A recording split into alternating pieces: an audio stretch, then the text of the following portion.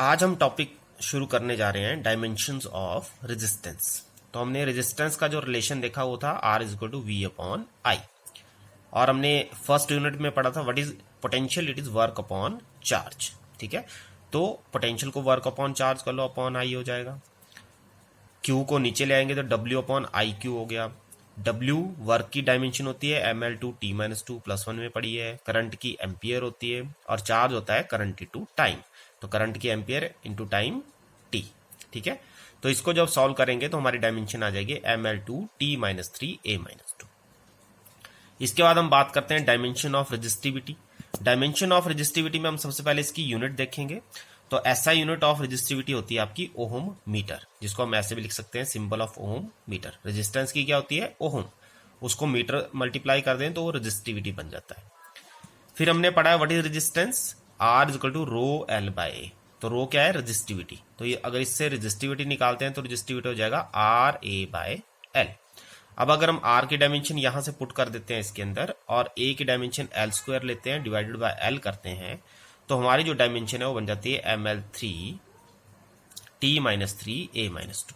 ठीक है, तो ये आपकी डायमेंशन। अब आप ध्यान दो, यहाँ पे पेपर में याद रखने के लिए बड़ा सिंपल सा है कि यहाँ पे ml2 है और यहाँ पे ml3 है, बस बाकी कोई चेंज नहीं है। L का 2 की जगह 3 हो गया, बाकी डायमेंशन आपकी सेम है।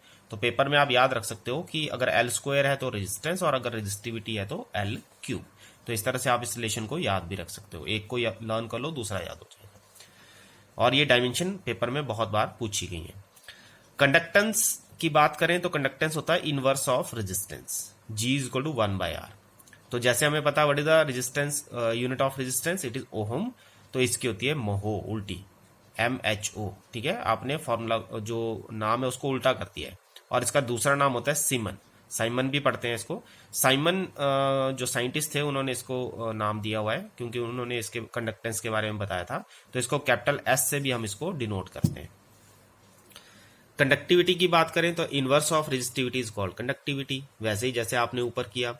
तो ऐसा यूनिट इसका भी क्या बन जाएगा? महो पर मीटर या साइमन पर मीटर, जो इसको हम SM raise to power -1, S की पावर तो 1 है लेकिन M की पावर -1 लिखेंगे। ठीक है, तो इस तरह से आप कंडक्टिविटी की यूनिट भी निकाल सकते हो।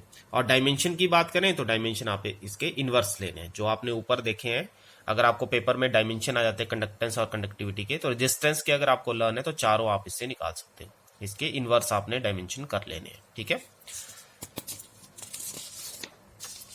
उसके बाद हम टॉपिक करेंगे रेजिस्टेंस इज इन सीरीज। आपने डिफरेंट रेजिस्टेंसेज लेनी है और उनको सीरीज में कनेक्ट करना है। तो सीरीज कनेक्शन क्या होते हैं?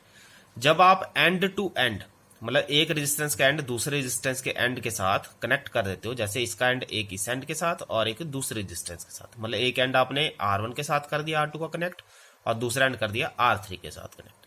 तो ऐसे कॉम्बिनेशन को हम नाम देते हैं सीरीज कॉम्बिनेशन। ठीक है, अब सीरीज कॉम्बिनेशन में एक बड़ी इंपॉर्टेंट बात है जो आपने याद रखनी है कि सीरीज कॉम्बिनेशन में करंट आपका सेम रहता है, मतलब R1 के थ्रू भी I करंट पास करेगा, R2 के थ्रू भी I, और R3 के थ्रू भी I ही करंट पास करेगा। तो मतलब करंट पूरे सर्किट में कैसा रहेगा? सेम रहेगा। लेकिन आपका जो पोटेंशियल है वो डिवाइड हो जाता है, मतलब V पोटेंशियल अगर आपने दिया है तो 3 हिस्सों में वो डिवाइड हो जाएगा। डिपेंड करता है कि रेजिस्टेंस कितनी है। तो मान लो हम R1 के लिए V1 कह देते हैं, R2 के लिए V2 और R3 के लिए V3। तो अगर हम जब इनको कनेक्ट करके इनका रिजल्ट निकालते हैं तो हम मान लेते हैं कि तीनों रेजिस्टेंस का जो एक्चुअल मतलब टोटल रेजिस्टेंस है वो RS है। ठीक है, तो इसको बोलते हैं इक्विवेलेंट रेजिस्टेंस, मतलब तीनों की मिला के आपकी टोटल रेजिस्टेंस कितनी है? RS। इसको क्या नाम दिया गया है? Equivalent resistance. तो अकॉर्डिंग टू ओम्स लॉ हमने पढ़ा है, करंट तो सेम है इसलिए V1 is equal to IR1 करना है, V2 IR2, V3 IR3, formula वही है, लेकिन करंट आपने कैसा लेना है? सेम लेना है। बाकी 1 के साथ 1, 2 के साथ 2 और 3 के साथ 3। अब what is potential? Total potential कितना है? V1 plus V2 plus V3, तीनों में जो डिवाइड हुआ है।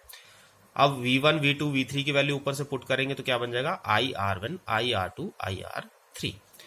RS is the equivalent resistance. अगर हमने उसको RS माना है तीनों की रेजिस्टेंस को, तो V कितना हो जाएगा? IRS। ठीक है, ये वाला इक्वेशन 1 और 2 को फॉलो करेंगे तो IRS कितना हो गया? IR1 plus R2 plus R3। तो RS कितना आ गया? R1 plus R2 plus R3। तो इसको बोलते हैं हम सीरीज रेजिस्टेंस। टोटल अगर आपने सीरीज रेजिस्टेंस किसी सर्किट की निकालनी है तो आप तीनों रेजिस्टेंस या चारों जितने भी रेजिस्टेंस दिए उनको ऐड कर देते हैं, ठीक है।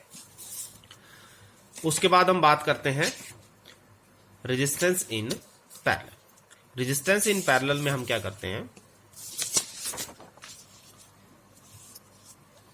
जो तीनों रेजिस्टेंस के एक एंड है, जैसे ये वाले एंड है, इनको हम एक ही पॉइंट से कनेक्ट कर देते हैं और दूसरे एंड तीनों रेजिस्टेंस के जो हैं वो दूसरे पॉइंट से कनेक्ट कर देते हैं। मतलब आपने सारे रेजिस्टेंस के एंड एक पॉइंट पे कनेक्ट कर दिए और दूसरे एंड दूसरे पॉइंट पे कनेक्ट कर दिए। तो इस तरह के कॉम्बिनेशन को हम पैरेलल कॉम्बिनेशन कहते हैं, ठीक है। इसमें भी R1 R2 R3 हमने 3 रेजिस्टेंस ली हुई है। इसमें जो इंपॉर्टेंट बात है समझने वाली वो ये है कि इस सर्किट में पोटेंशियल आपका सेम रहता है और डिवाइड क्या होता है, करंट। जैसे आपने 3 पाइप लगाए हैं घर में पानी के, एक मेन पाइप से 3 पाइप लगा दिए तो तीनों में पानी अलग अलग जाएगा, ठीक है। तो पानी जाना मतलब करंट जाना। तो इस तरह से इसमें तीनों में करंट कैसा हो जाएगा, डिफरेंट हो जाएगा, लेकिन पोटेंशियल कैसा रहेगा, सेम, ठीक है।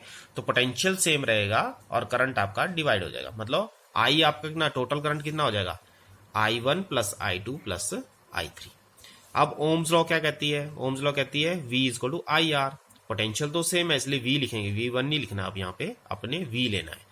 और करंट आपका डिवाइड हो रहा है, रेजिस्टेंस आपकी अलग है, तो I1 R1। तो यहां से I1 कितना आ गया, V अपॉन R1। सिमिलरली आप I2 निकाल सकते हो, V अपॉन R2। I3 निकाल सकते हो, V अपॉन R3, ठीक है। और इक्विवेलेंट रेजिस्टेंस RP जो तीनों की मिला के आएगी, जो यहाँ पे RP ली है मैंने, तो हो जाएगा I is equal to V upon RP, ठीक है। अब इक्वेशन 1 में इनको पुट कर दे, I की जगह V अपॉन RP, I1 की जगह V अपॉन R1, I2 की जगह V अपॉन R2 और I3 की जगह V अपॉन R3।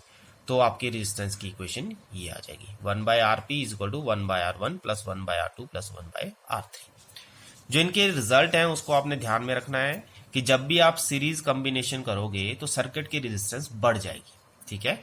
और जब भी आप पैरेलल कॉम्बिनेशन करते हो तो आपके सर्किट की रेजिस्टेंस कम हो जाती है। तो ये बड़ी इंपॉर्टेंट टर्म है, इसको आपने ध्यान में